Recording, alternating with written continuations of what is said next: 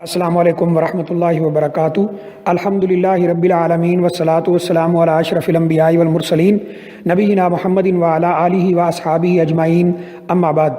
یہ کسی ہمارے بھائی کا سوال ہے کہ فوت شدہ کی طرف سے قربانی کی جا سکتی ہے یا نہیں۔ دیکھیے، اس معاملے میں مختلف علماء کے اقوال اور ان کے دلائل اور جو مکمل بحث مباحثہ ہے، اس کا خلاصہ یہ ہے کہ فوت شدہ کی طرف سے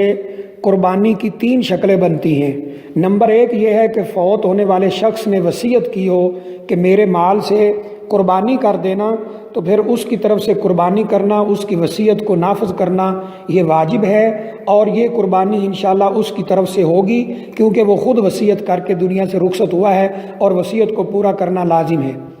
دوسری شکل یہ ہے کہ اس نے وصیت تو نہیں کی، لیکن جو اس کے بعد والے زندہ افراد ہیں، اس کے ورثاء ہیں، ان میں سے کوئی قربانی کر رہا ہے اور اس کی نیت یہ کر رہا ہے کہ اس کے تمام اہل خانہ اس میں شامل ہوں جو زندہ ہیں، اور جو فوت ہو گئے ہیں وہ بھی اس میں شامل ہو جائیں، تو علماء کے نزدیک اس کی بھی گنجائش موجود ہے، وہ انشاءاللہ ثواب کے اندر وہ شریک ہوگا۔ یہ قربانی زندہ کی طرف سے ہوگی، لیکن اس کے ثواب میں زندہ بھی شامل ہوں گے، اور انشاءاللہ جو فوت شدہ ہیں وہ بھی اس میں شامل ہو جائیں گے۔ تیسری شکل یہ ہے کہ مستقل طور پر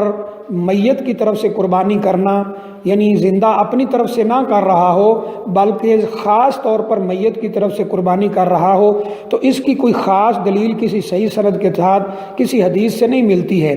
بعض لوگ یہ دلیل پیش کرتے ہیں کہ نبی اکرم صلی اللہ علیہ وسلم نے قربانی کی، اپنی طرف سے کی، اور کہا یہ میری طرف سے ہے، میرے اہل خانہ کی طرف سے ہے، امت کی طرف سے ہے، تو امت میں زندہ بھی ہیں مردہ بھی ہیں، تو سب کی طرف سے ہو رہی ہے، تو یہ دلیل نہیں بن سکتی ہے۔ اس کی وجہ یہ ہے کہ ایک تو یہ نبی اکرم صلی اللہ علیہ وآلہ وسلم کا خاص فعل ہے، اور دوسری بات یہ ہے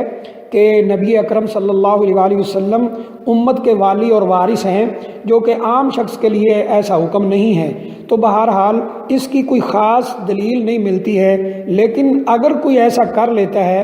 کہ وہ قربانی خاص طور پر مستقل طور پر میت کی طرف سے کر دیتا ہے، تو پھر علماء یہ کہتے ہیں کہ جتنے کا یہ جانور ہے، جتنے کی یہ قربانی ہے، اتنا مالی عام صدقے کا ثواب وہ میت کو پہنچے گا۔ مثال کے طور پہ 20,000 کا جانور ہے، تو اس نے قربانی کر دی، تو 20,000 کا ثواب عام صدقہ بن کر وہ میت کو پہنچ جائے گا۔ اس لیے علماء کہتے ہیں، جیسا کہ ابن عثیمین رحمہ اللہ تعالیٰ، ابن باز رحمہ اللہ تعالیٰ، اور دیگر جو محققین علماء کرام ہیں وقت کے، وہ یہ کہتے ہیں کہ اگر میت کی طرف سے قربانی کی بجائے میت کی طرف سے مالی صدقہ کر دیا جائے تو وہ زیادہ افضل اور بہتر ہے۔ تو بہرحال خلاصہ کلام یہ ہے کہ مستقل طور پر میت کی طرف سے قربانی کرنے کی کوئی خاص دلیل، کوئی صحیح دلیل صحیح سند سے نہیں ملتی ہے۔ اگر کوئی کر لیتا ہے تو جتنے کا وہ جانور ہے اتنے پیسے عام صدقہ بن کر انشاءاللہ اس کو ثواب مل سکتا ہے۔ واللہ اعلم بالصواب۔